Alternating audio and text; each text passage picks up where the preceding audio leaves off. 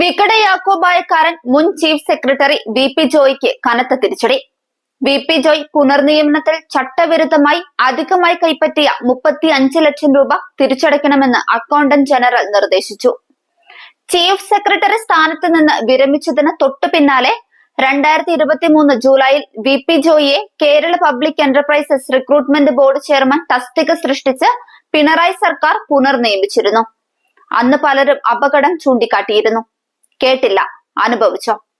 IAS ഉദ്യോഗസ്ഥരെ വിരമിക്കലിന് ശേഷം പുനർനിയമിക്കുമ്പോൾ പാലിക്കേണ്ട ഓൾ ഇന്ത്യ സർവീസ് ചട്ടങ്ങളും DA സംബന്ധിച്ച കേരള സർവീസ് ചട്ടങ്ങളും ലംഘിച്ചാണ് വി.പി. ജോയിയെ പിണറായി സർക്കാർ നിയമിച്ചത്. പുനർനിയമന തസ്തികയിൽ അധിക ശമ്പളവും DAയും കൈപ്പറ്റിയെന്ന് AG കണ്ടെത്തിയിരുന്നു. ഇതനുസരിച്ച് 2024 ജൂലൈ വരെയുള്ള കണക്കിൽ 19.37 ലക്ഷം രൂപ വി.പി. ജോയിയിൽ നിന്ന് തിരിച്ചുപിടിക്കാനും ആവശ്യപ്പെട്ടിരുന്നു.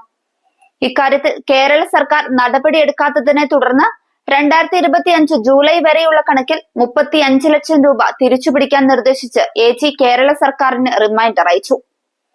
വി.പി. ജോയിയുടെ പുനർനിയമനത്തിൽ DA സംബന്ധിച്ച കേരള സർവീസ് ചട്ടങ്ങൾ ബാധകമല്ലെന്ന വിശദീകരണം കേരള സർക്കാർ നൽകിയെങ്കിലും AG നിരാകരിച്ചു. ഓൾ ഇന്ത്യ സർവീസ് ചട്ടലംഘനത്തെക്കുറിച്ച് കേരള സർക്കാർ വിശദീകരിച്ചതുമില്ല.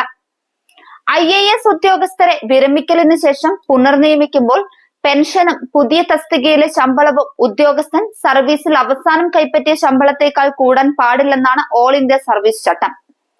പുനർനിയമനത്തിൽ ശമ്പളത്തിലും പെൻഷനിലും ഒരേ സമയം ക്ഷാമബത്ത ഉൾപ്പെടുത്തരുതെന്ന് കേരള സർവീസ് ചട്ടത്തിൽ വ്യവസ്ഥയുമുണ്ട്. ഈ വ്യവസ്ഥകൾ ലംഘിച്ചാണ് ലക്ഷ്യങ്ങൾ വി.പി. ജോയ് പ്രതിമാസം അനർഹമായി കൈപ്പറ്റുന്നത്. AG നിർദ്ദേശമുണ്ടായിട്ടും തുക തിരികെ പിടിക്കാൻ കേരള സർക്കാർ നടപടികൾ ആരംഭിച്ചിട്ടില്ല. സർവീസിലിരിക്കുമ്പോൾ തന്നെ ഇദ്ദേഹം സമ്പാദിച്ചത് എത്ര? എവിടെയൊക്കെ ഭൂമിയും സമ്പാദ്യവുമുണ്ട്? ഏതൊക്കെ രാജ്യം സന്ദർശിച്ച് താമസിച്ചു? എത്ര ഫ്ളാറ്റുകളുണ്ട്? ഇതിനെല്ലാം ഉത്തരമറിഞ്ഞാൽ ഞെട്ടരുത്. കാരണം പിണറായി വിജയന്റെ വലം കൈയായിരുന്നു വി.പി. ജോയ്. ശിവശങ്കർ സർവീസിൽ നിന്നും പോയപ്പോൾ പിണറായിയുടെ പരമവിശ്വസ്തനായ ആളായി സേവനം ചെയ്ത ആളാണ്. വിദേശ യാത്രകളിൽ പോലും നിഴലും വെളിച്ചവുമായി പിണറായിക്കൊപ്പം ഉണ്ടായിരുന്നു. മലങ്കര ഓർത്തഡോക്സ് സഭയെ അധികാരത്തിലിരിക്കുമ്പോൾ ദ്രോഹിച്ച മഹാനാണ്. ഒരുപക്ഷെ സഭാ തർക്കങ്ങളിൽ മധ്യസ്ഥ ചർച്ചകൾക്ക് പിണറായി സർക്കാരിനെ പിന്നോട്ട് വലിക്കാൻ കാരണക്കാരൻ ഇയാളാണെന്ന് അന്നേ പറഞ്ഞു കേട്ടിരുന്നു. വികട യാക്കോബായക്കാരനായ ഇയാൾ ഓർത്തഡോക്സ് സഭയ്ക്ക് ചെയ്ത ദ്രോഹത്തിനുള്ള ശിക്ഷയായിരിക്കും ഈ നടപടി.